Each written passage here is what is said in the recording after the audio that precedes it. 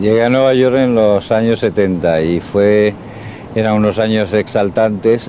Además yo venía con una imagen muy idealizada de Nueva York porque venía de Francia, lo tenía hasta en mi cartera, tenía una pequeña foto de la silueta de Manhattan, ¿no? Y la verdad que Nueva York no solamente me impresionó muchísimo, sino que me sorprendió. Me pareció que la realidad era mucho más interesante que las fotografías y las películas y todas esas imágenes que uno recibe en Europa.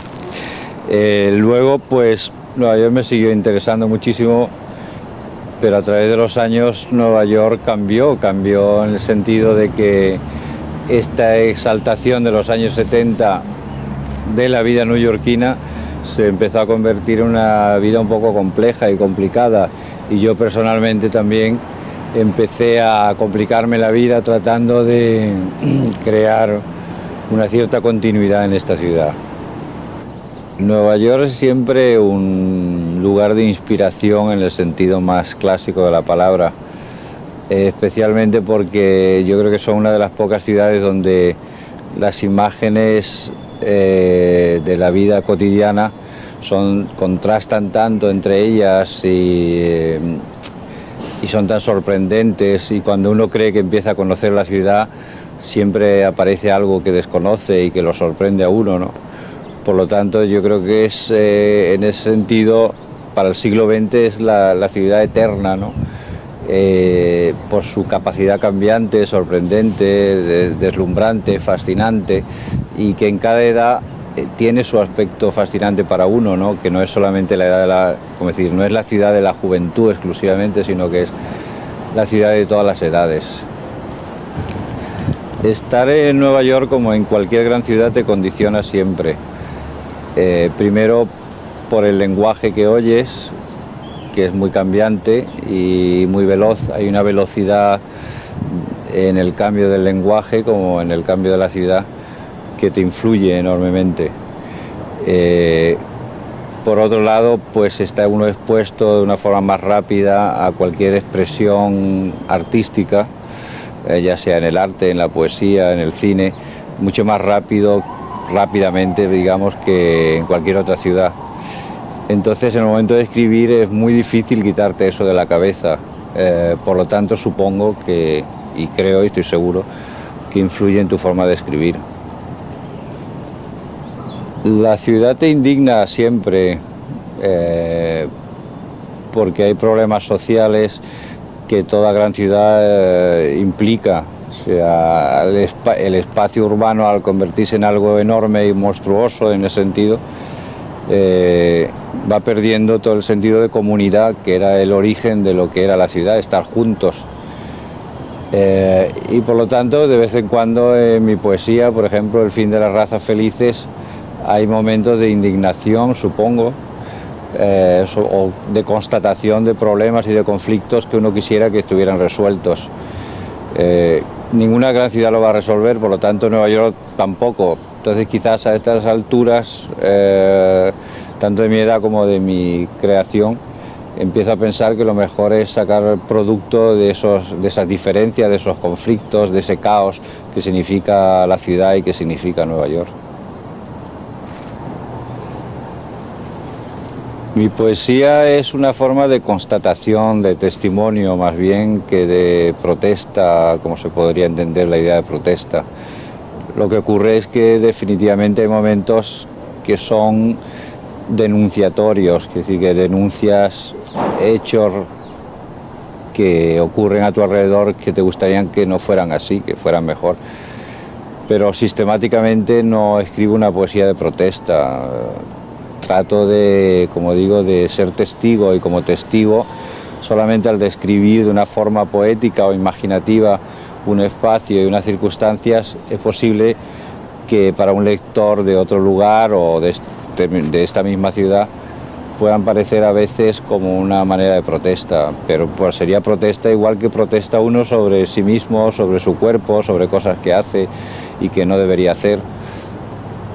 Pero no, como digo, no es un un proyecto mío el protestar, es más bien mi proyecto es describir, constatar, testimoniar.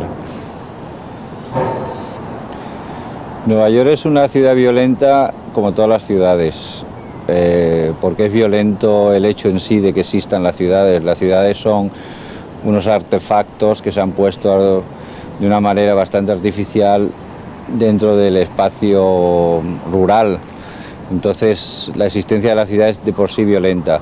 Luego encima la acumulación de seres humanos y la falta de comunicación, la falta de sentido comunitario, vamos a decir, provoca que uno sienta más, tienda más a tener actos de violencia contra otras personas, porque como sabe que no la va a ver más quizás en su vida o por mucho tiempo que viva en Nueva York, por lo tanto la violencia es una respuesta a lo anónimo, a la vida anónima que llevamos aquí.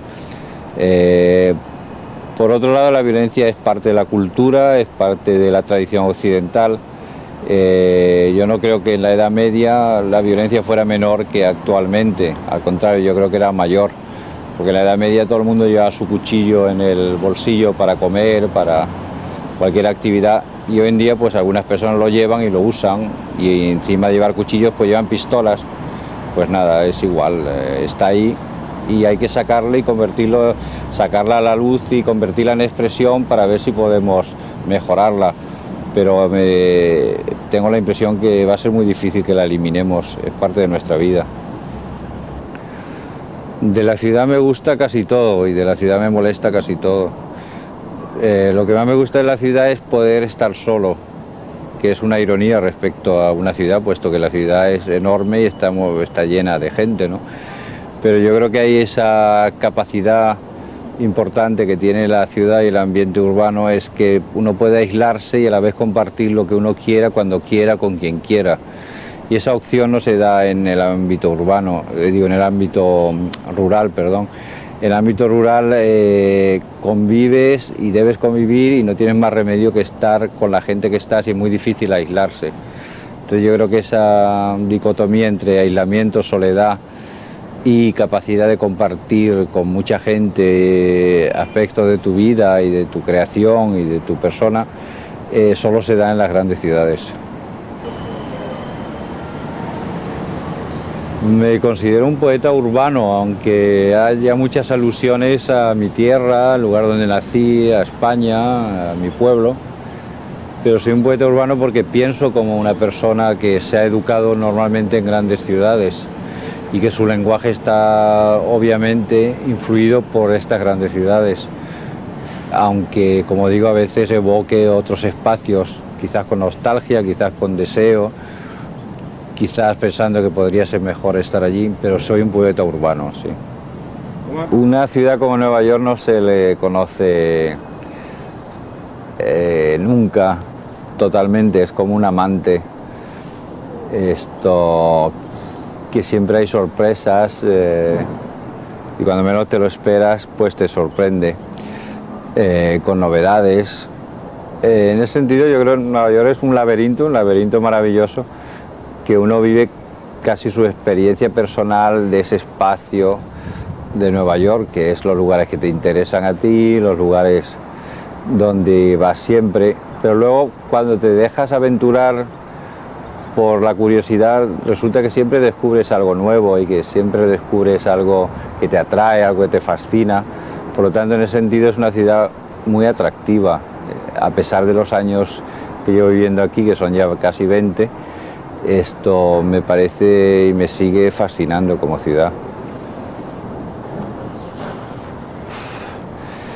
En Nueva York se aprende siempre, sobre todo si uno tiene una predisposición a estar abierto a lo que te enseña cualquier cosa, cualquier objeto, cualquier circunstancia, cualquier persona. Nueva York te enseña una cosa fundamental, es a ser humilde, a ser sencillo, en el sentido de que es tan avasallante como espacio y como posibilidades para ti, para tu obra, para tu persona, que te enseña siempre algo. Y lo importante es eso, saber reciclar esa enseñanza y no convertir esa enseñanza en algo que te destruya y que te humille y que te deprima, sino más bien decirte a ti mismo que, bueno, de esas circunstancias que son la ciudad de Nueva York, siempre le puedes sacar algo productivo y algo positivo para ti. Nueva York es una ciudad que es útil siempre, depende cómo uno la utilice, ¿no? Pero es útil. Y para mí ha sido útil en muchos sentidos. Uno de ellos es darme una perspectiva de lo que ocurre en mi país de origen, que es España, tanto en la poesía como en otros aspectos. Darme una perspectiva mucho más, creo yo, serena y sensata de lo que es mi país y lo que es la producción literaria y la poesía en particular en mi país. Porque cuando uno está en España, uno tiene la sensación que es una estrella casi, ¿no? Porque te hace mucho caso y la prensa se ocupa de ti, etcétera. Pero cuando llegas a Nueva York te das cuenta que es un mundo lleno de estrellas y que las estrellas son muy opacas y que no es tanto como tú te creías. Por lo tanto, ese sentido de humildad está muy bien.